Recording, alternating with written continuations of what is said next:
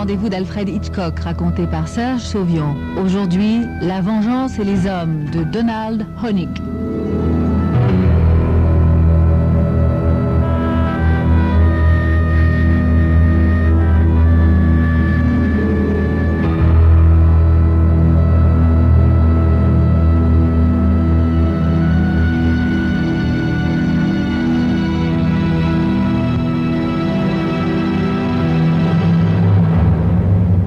Ce soir-là, David et Stella se promènent main dans la main.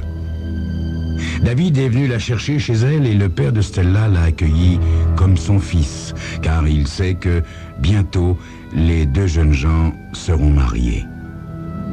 Ils se connaissent depuis la maternelle et ils ont fait toutes leurs études ensemble. Dès son plus jeune âge, David est tombé amoureux de Stella et, contrairement à ce qui se passe habituellement, ce sentiment ne s'est jamais dissipé. « Allons voir notre arbre, veux-tu » dit Stella à son amoureux.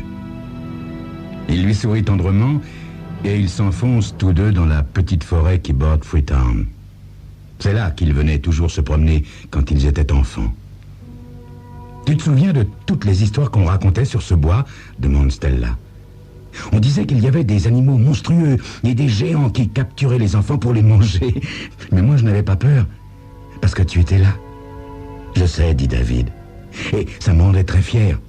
Il y avait des gamins plus costauds et plus âgés dans la classe, et ils te proposaient de t'accompagner, mais tu leur disais que j'étais assez grand pour te protéger.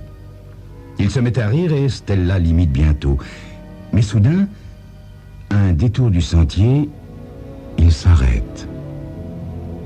Ils contemplent l'immense chaîne dressée devant eux. « Tu te souviens ?» souffle David, comme si on risquait de les entendre. « Notre arbre. »« Comment l'aurais-je oublié ?» dit Stella. « Nous avons passé tant de soirées allongées au pied de ce chêne. » David s'approche de l'arbre. Il écarte les bras pour entourer le tronc. De l'autre côté, ses mains se rejoignent presque. Il fait un effort et il sent les doigts de ses deux mains qui s'effleurent sur l'écorce. « Ça y est, dit-il, je crois que le moment est venu. Tu te souviens de ce que nous disions à propos de cet arbre ?»« Oui, » murmure Stella. « Nous avions promis de nous épouser, mais seulement quand tu serais grand. Alors tu as dit que tu me demanderais en mariage le jour où tu pourrais entourer l'arbre de tes bras. Eh bien, je crois que ça y est. À vrai dire, je me suis beaucoup entraîné pour ça. Tu imagines, si mes bras n'avaient pas grandi assez ?» Il rit à nouveau et s'allonge au pied de l'arbre. « C'est ce que j'ai toujours désiré, » dit Stella. « Lorsque nous nous allongions ici et que nous formions des vœux en voyant passer une étoile filante, je n'avais qu'un seul désir. Je répétais « Faites que David veuille encore de moi quand nous serons grands. » Il se penche vers elle et l'embrasse longuement. « Tu te rappelles de notre premier baiser ?»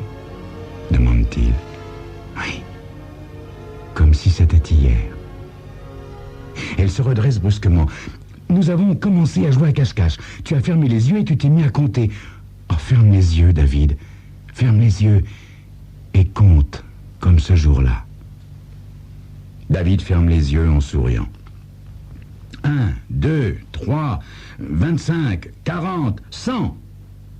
Il se redresse, après avoir triché pour la retrouver plus vite, comme il le faisait déjà jadis. « Stella !» dit-il en s'enfonçant dans les fourrés. « Stella, où es-tu » La forêt est plongée dans le silence. Il guette le moindre bruit de pas, mais n'entend rien. Soudain, il voit trembler les feuillages au loin. Il se met à courir, mais un cri l'arrête. Un cri bref et terrible. « Stella !» hurle-t-il. Il se précipite et tout à coup, il la voit. Elle est allongée sur les feuilles. Elle a une blessure au front et l'herbe est rougie près de son visage. Un homme est debout près d'elle, une branche à la main. En voyant David, il roule des yeux affolés. Le jeune garçon le connaît bien. Il s'appelle Murdoch. C'est un vagabond qui vit dans la forêt depuis toujours. Il a déjà été en prison pour des babioles et on dit qu'il est à moitié fou. « Qu'as-tu fait ?» dit David en s'approchant de lui. « Qu'as-tu fait à Stella ?» L'homme lâche son bâton et se met à courir. Au secours !» hurle David. « Au secours !» Il prend la main de Stella entre les siennes et tente de la réchauffer. Il regarde ses yeux grands ouverts, figés dans une dernière expression d'effroi. « Je vais le tuer !» se dit-il en se redressant. « Je vais tuer ce salaud !» Il se précipite à sa poursuite. À une centaine de mètres, l'inconnu escalade déjà le petit muret qui protège la voie ferrée. C'est alors que surgit un train. David gravit le mur, mais quand il saute enfin de l'autre côté, l'inconnu a disparu. Il a réussi à grimper dans le train qui s'éloigne. Cette nuit-là, David ne rentre pas chez lui. Il revient auprès du corps de Stella et, en tenant sa main, il regarde les étoiles filantes. À chaque fois qu'il en voit passer une, il ferme les yeux et il prie de toutes ses forces. « Oh, faites que je retrouve Murdoch, par pitié. Faites que je puisse le tuer de mes propres mains. » Les policiers qui mènent l'enquête sur la mort de Stella Carter n'ont pas le moindre indice. À vrai dire, sans le témoignage de David, ils ne peuvent rien. Or, celui-ci s'obstine à leur mentir. « Je n'ai rien vu, leur dit-il. Stella s'est éloignée un moment, j'ai entendu un cri, mais quand je suis arrivé, elle était déjà morte. Je suis désolé, je ne peux pas vous aider. » Au fond de lui, David n'a qu'une seule crainte. Que les policiers arrivent à mettre la main sur l'assassin de Stella. Ainsi, il s'en tirerait avec une vingtaine d'années de prison. Et pour un type pareil, la prison est encore beaucoup trop douce. Alors David met au point sa vengeance. Tout d'abord, il doit retrouver Murdoch. Avant le drame, on le voyait de temps en autre dans les rues de Freetown, mais depuis, personne ne l'a revu. Apparemment, il n'est pas revenu dans la ville. David est allé plusieurs fois dans la forêt en espérant mettre la main sur lui, mais il ne l'a pas trouvé. Il est peut-être à l'autre bout du pays, peut-être même a-t-il émigré, suppose David. Mais ça ne fait rien. Je l'aurai. Quelques mois plus tard, ce sont les vacances. David s'en va, un sac sur le dos, soi-disant pour camper dans la région. En fait, il a décidé de suivre le trajet de la voie ferrée en demandant des nouvelles de Murdoch à chaque ville où le train s'arrête. Hélas, cette longue enquête ne donne pas grand-chose. Alors, en rentrant à Freetown, quelques jours avant la rentrée des classes, David prend une décision. Il n'a plus qu'une seule chance de retrouver Murdoch, et cette chance, il est prêt à la jouer, même s'il doit pour cela gâcher sa vie. « Écoutez, dit-il à ses parents, j'ai décidé d'abandonner mes études, ça ne m'intéresse plus. Ce que je veux, c'est entrer dans la police. Or, le concours aura lieu dans un mois, je vais donc le préparer. » Les parents de David sont éberlués. Jusqu'à présent, il adorait l'école, il rêvait de devenir ingénieur. Au lieu de cela, il va tout laisser tomber pour devenir sergent. Enfin, c'est incompréhensible. Ils essaient de le raisonner, de le faire revenir sur sa décision, mais il n'y a rien à faire. Ils finissent même par se fâcher avec lui. « Nous avons fait des efforts, David. Nous nous sommes saignés aux 4 veines pour que tu réussisses. Et tu nous annonces que ça ne t'intéresse plus ?» lui dit son père. « Tu te moques de nous ?» ?»« Non, » répond calmement David. « Inutile d'insister, je ne changerai pas d'avis. »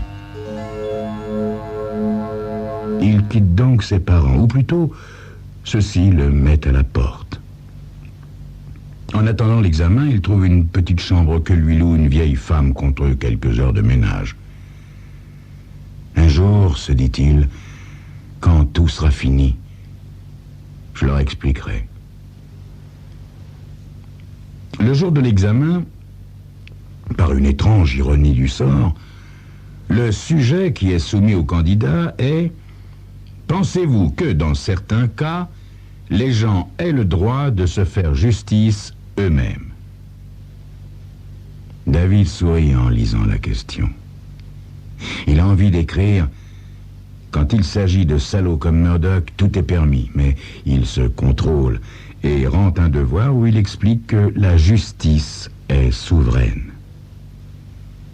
Quelques jours plus tard, les résultats sont rendus. Non seulement David est admis, mais il arrive en première position. Et à l'inverse de ses camarades qui demandent tous à être affectés dans de grandes villes, David, lui, décide de rester au commissariat de Freetown. Maintenant, se dit-il, la deuxième partie de mon plan va pouvoir commencer. Murdoch ne pourra plus m'échapper longtemps.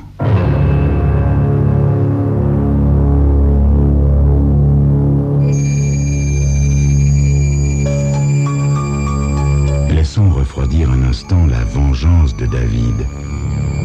Elle n'en sera que plus cruelle. David a l'habitude de travailler tard au commissariat. Il est tellement studieux que ses collègues se moquent gentiment de lui.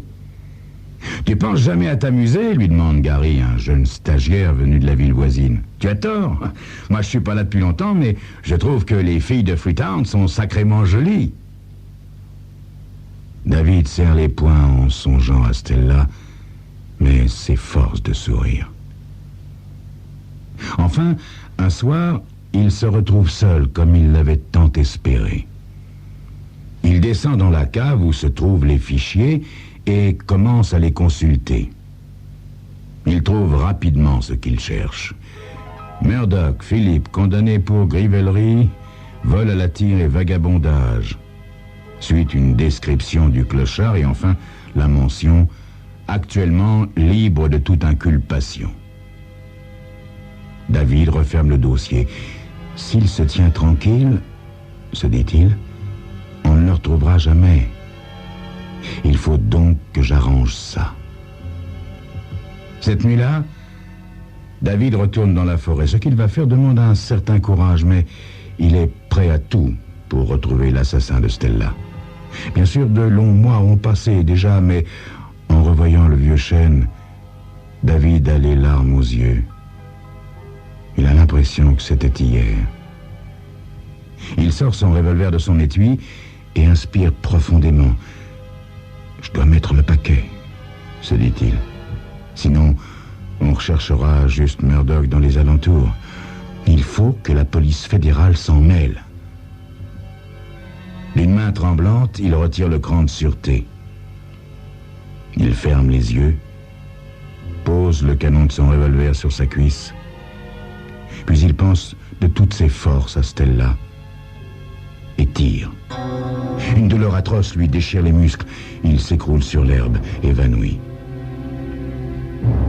Après des recherches de plusieurs heures, ses collègues ne le retrouvent qu'au petit matin. « Bon Dieu !» demande Gary, tandis qu'on emporte David sur une civière. « Mais dis-moi qui t'a fait ça, David? Tu as pu le voir ?»« Oui, » murmure David. « C'est un vagabond, un nommé Murdoch.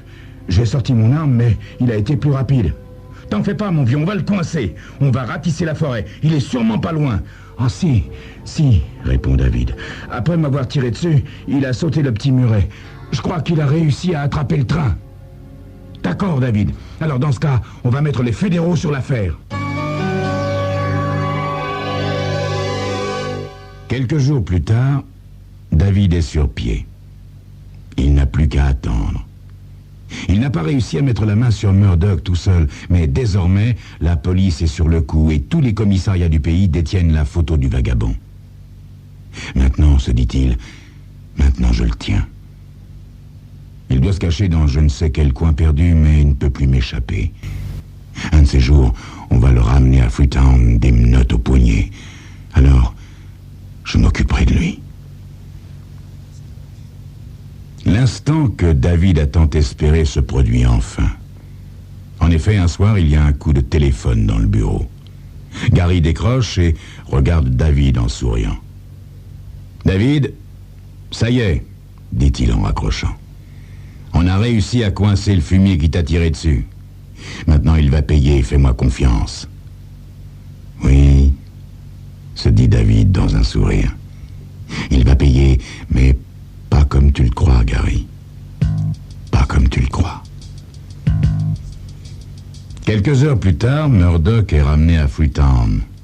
On l'enferme dans une cellule du commissariat où il restera jusqu'au jugement. « J'ai rien fait !» crie-t-il en s'agrippant au barreau. « Ça fait plusieurs années que je me tiens tranquille !»« C'est ça !» réplique Gary. « On lui dira. Et le flic que t'as agressé dans le bois, hein? C'est rien peut-être. T'as beau gueuler, mon vieux, t'en prendras quand même pour 10 ans minimum. »« Le flic ?» s'écrie Murdoch. « Mais quel flic? Vous êtes fous? J'ai rien à voir là-dedans, moi, c'est une erreur judiciaire. » David vient d'entrer. Il écoute la conversation en souriant. Tout à coup, il s'approche de la cellule. Il se plante devant Murdoch et le regarde droit dans les yeux. « Bien sûr que t'es innocent. On le sait très bien, Murdoch. Seulement, t'es peut-être coupable d'autre chose. »« Qu'est-ce que tu dis ?» demande Gary. « Rien, rien, répond David. Je le fais marcher, c'est tout. » Murdoch a tout de suite reconnu David. En le voyant dressé devant lui, il se terre au fond de sa cellule. « C'est un coup monté !» crie-t-il à Gary. « Ce flic m'en veut. C'est lui qui m'accuse, hein? Eh ben, c'est un menteur. Je l'ai jamais touché. »« Tu veux que je te laisse avec lui, David ?» demande Gary. « Je suis sûr que vous avez beaucoup de choses à vous dire.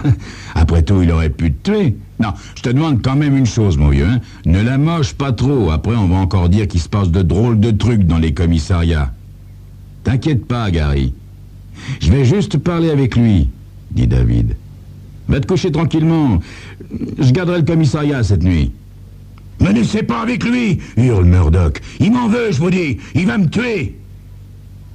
Gary entraîne David à l'écart. Tu vas pas faire ça, pas vrai, hein? Et tu vas pas le tuer parce qu'il t'a tiré dessus, quand même. Non, répond David en souriant. Non, je vais pas le tuer pour ça.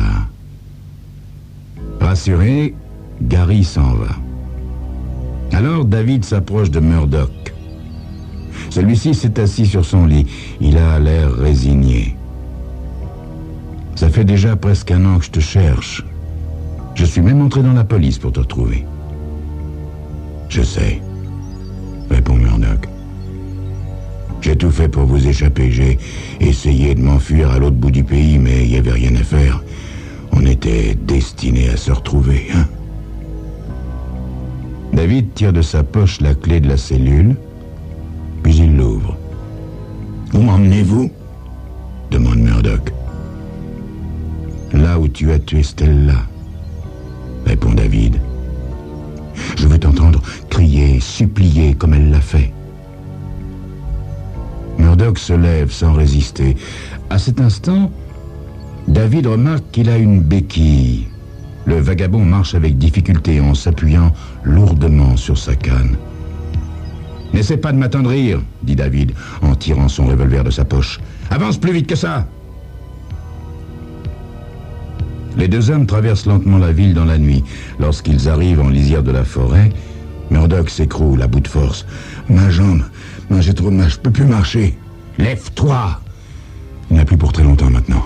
Dans quelques minutes, tu pourras te reposer pour toujours. » Enfin, ils arrivent à l'endroit où le drame a eu lieu. David sent un frisson glacé le parcourir. Pourquoi?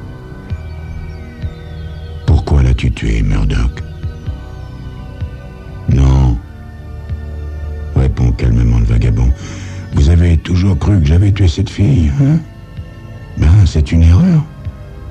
C'était un accident. Tu mens, s'écrie David. Tu ne t'en tireras pas comme ça. Mais je vous dis la vérité. Écoutez-moi, cette nuit-là, votre amie, elle est montée aux branches d'un arbre. Je pense qu'elle jouait à se cacher, hein. Lorsque je l'ai vue, je me suis approché, mais à ce moment-là, une branche a cédé. Elle a crié, et en tombant, elle a heurté une pierre de la tête. Alors, je me suis précipité, mais elle était déjà morte.